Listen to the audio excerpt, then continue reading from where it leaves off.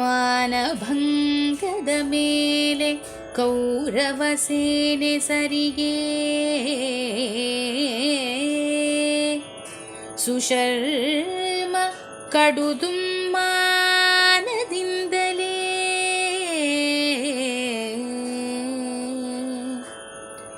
ಮುಸುಕಿನಲ್ಲಿ ತಿರುಗಿದನು ಪಾಳಯಗೆ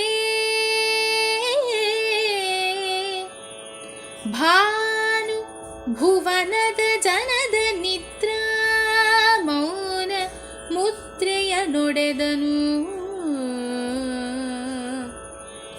ಉತ್ತರಧೇನು ವಿಗ್ರಹಣವನು ಮಾಡಿದನು ಅಂದು ಕುರುರಾಯ ಉತ್ತರಧೇನು ವಿಗ್ರಹಣವನು ಮಾಡಿದನು.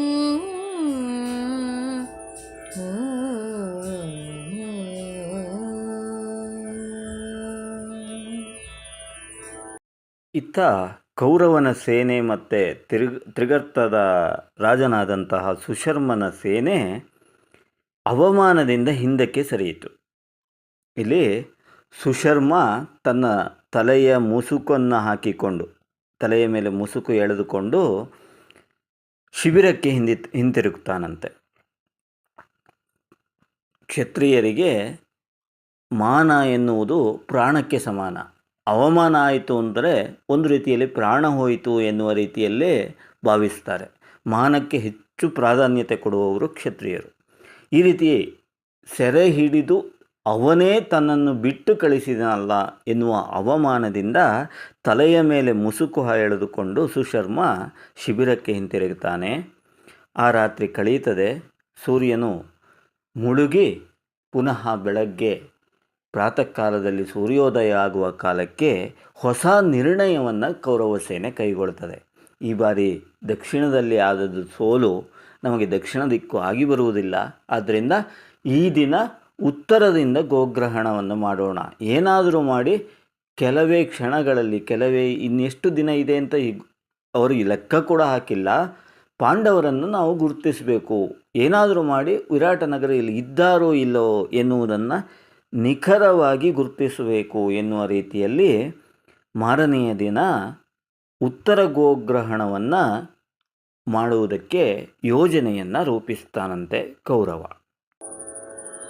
ವೈರಿ ಭಟ ಸಂವರ್ತ ನೂತನ ಭೈರವನು ಕಲಿಪಾರ್ಥ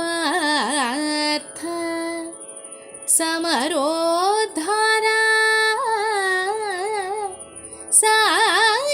ಸಾರಥಿಯಾದನಂದು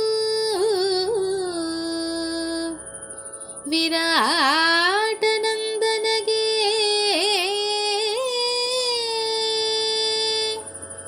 ಕಲಿಪಾರ್ಥ ನೂತನ ಭೈರವನು ವೈರಿ ಭಟ ಸಂವರ್ತ ನೂತನ ಭೈರವನು ವಿರಾಟನಂದನಗೆ ಸಾರಥಿಯಾದನು.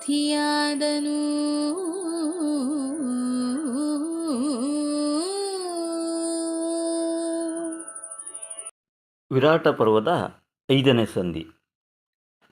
ವೈರಿ ಭಟ ಸಂವರ್ತ, ಇಲ್ಲಿಂದ ಸೂಚನಾ ಪದ್ಯ ಆರಂಭ ಆಗ್ತದೆ. ಈ ಸೂಚನಾ ಪದ್ಯ ಎನ್ನುವುದು ಈ ಸಂಧಿಯಲ್ಲಿ ಏನು ನಡೆಯುತ್ತದೆ ಎನ್ನುವುದನ್ನು ಸೂಚ್ಯವಾಗಿ ತಿಳಿಸುವ 3 ಸಾಲಿನ ಒಂದು ಪದ್ಯ. ಇಲ್ಲಿ ಹಿಂದಿನ ದಿನ ಆದಂತಹ ಘಟನೆಯನ್ನು ಮುಂದೆವರೆದು ವೈರಿಭಟ ಸಂವರ್ತ ಅಂದರೆ ಇಲ್ಲಿ ಕಲಿಪಾರ್ಥ ಬೃಹನ್ನಳ ನಾಮಕದಿಂದ ವಿರಾಟನಗರದಲ್ಲಿರ್ತಾನಲ್ಲ, ಅವನು ಯುದ್ಧವನ್ನು ಗೆಲ್ಲುವುದಕ್ಕಾಗಿ, ಉತ್ತರ ಗೋಗ್ರಹಣದಲ್ಲಿ ಗೆಲ್ಲುವುದಕ್ಕಾಗಿ ವಿರಾಟನ ಮಗನಾದಂತಹ ಉತ್ತರನಿಗೆ ಯುದ್ಧದಲ್ಲಿ ಗೆಲುವನ್ನು ಸಾಧಿಸುವುದಕ್ಕಾಗಿ ಸಾರಥಿಯಾದ ಎನ್ನುವ ವಿಷಯವನ್ನು 3 ಸಾಲಿನ ಪದ್ಯದಲ್ಲಿ ಕವಿ ಕುಮಾರವ್ಯಾಸ ತಿಳಿಸ್ತಾನೆ. ಅಂದರೆ ಇಡೀ ಸಂಧಿಯಲ್ಲಿ ನಡೆಯುವಂತಹ ವಿಷಯಗಳನ್ನು 3 ಸಾಲಿನಲ್ಲಿ ಸೂಚ್ಯವಾಗಿ ತಿಳಿಸುವುದೇ ಸೂಚನಾ ಪದ್ಯ. ಅಲ್ಲಿ ಸಾರಥಿಯಾದ ಎನ್ನುವ ರೀತಿಯಲ್ಲಿದ್ದರೂ ಕೂಡ ಬರೀ ಅವನ ಉತ್ತರನ ರಥಕ್ಕೆ ಸಾರಥಿಯಾಗಿದ್ದಲ್ಲ, ಉತ್ತರನ ಮನಸ್ಸಿನ ರಥಕ್ಕೆ, ಮನೋರಥಕ್ಕೆ ಸಾರಥಿಯಾಗಿ ಅವನನ್ನು ಮನಪರಿವರ್ತನೆ ಮಾಡುವಂತಹ ಒಂದು ಕೆಲಸವನ್ನು ಬೃಹನ್ನಳೆ ಮಾಡ್ತಾನೆ.